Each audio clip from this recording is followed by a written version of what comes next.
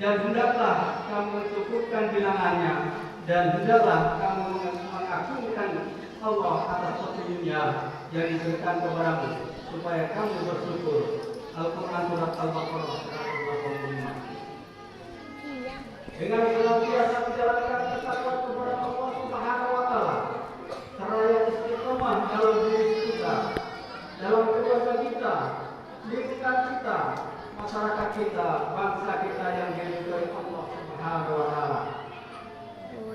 Harapan kita semoga Allah senantiasa melimpahkan rahmat kesejahteraan, keberkahan, keselamatan dan kemakmuran yang selalu kita dambakan penuh dengan ridho Allah Subhanahu wa Ta'ala.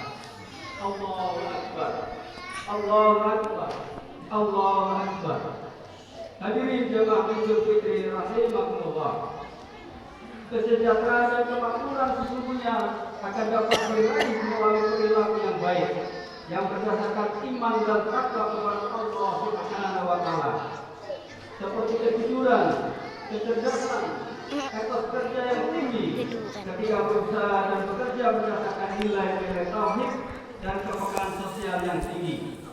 Hadis Rasulullah SAW telah menggambarkan betapa hebatnya kejujuran akan meraih kebaikan.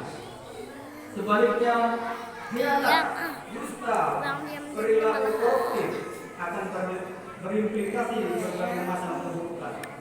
Rasulullah SAW bersabda, "Alaikum bisidqi fa inna sidqa yahdi ilal birri wa inna birra yahdi ilal jannati wa inna rajula la yasduqu hatta yuktaba indallahi sidqa wa inna kidba yahdi ilal fujuri wa innal fujura yahdi ilal nari wa inna rajula la yakdibu hatta yuktaba indallahi kadzaba." Yang artinya Rasulullah SAW bersabda, "Tidaklah kalian selalu berusaha menjadi orang-orang yang benar dan jujur, karena kejujuran akan melahirkan kebaikan, dan kebaikan akan menunjukkan jalan ke surga. Jika seseorang terus berusaha menjadi orang yang jujur, maka pasti dicatat oleh Allah sebagai orang yang selalu jujur. Jauhilah dusta dan menipu, karena dusta itu akan melahirkan kejahatan, dan kejahatan akan menunjukkan jalan ke surga, dan kejahatan akan menunjukkan jalan ke neraka. Jika seseorang terus-menerus berdusta, maka dicatat oleh Allah sebagai orang yang selalu berdusta." Hadis riwayat Bukhari. Dusta, khianat, pembohong dan korup merupakan musuh yang harus kita perangi. Sebagai senjata yang paling jitu dalam memerangi kebohongan dan korup adalah puasa atau saum. Dengan sebagaimana tersebut masih merajalela lingkungan kita. Semua ini tentu saja salah satu sebabnya adalah dominasi nafsu yang kurang terkendali. Banyak di antara kita yang terlalu tamak dan rakus ingin mendapatkan semuanya, ingin menguasai dan memiliki semuanya tanpa memikirkan akibatnya bagi diri sendiri dan orang lain. Terjadinya banjir di mana-mana akibat pembangunan gedung yang tidak memperhatikan destinasi yang layak, dan akibat ketidaksadaran manusia membuang sampah di saluran-saluran air. Lautan tercemar akibat limbah-limbah pabrik yang dibuang sembarangan, jika berdampak kematian hewan laut bahkan manusia.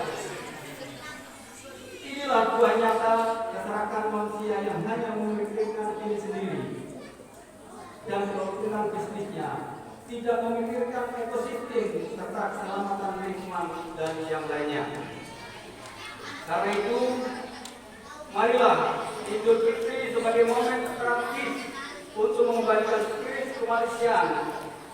Kita renungkan, teman-teman, visualisasikan hikmahnya dalam kehidupan sehari-hari, sehingga kita betul-betul menjadi orang yang kembali suci dan berbahagia sebagaimana doa yang hari ini kita panjatkan setiap ketemu di antara kita.